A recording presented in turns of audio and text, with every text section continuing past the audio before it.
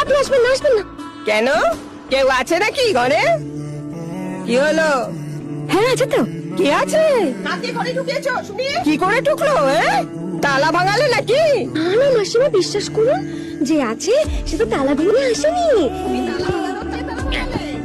তার কাছে সব তালার চাবি আছে। ফাঁসি দেবে।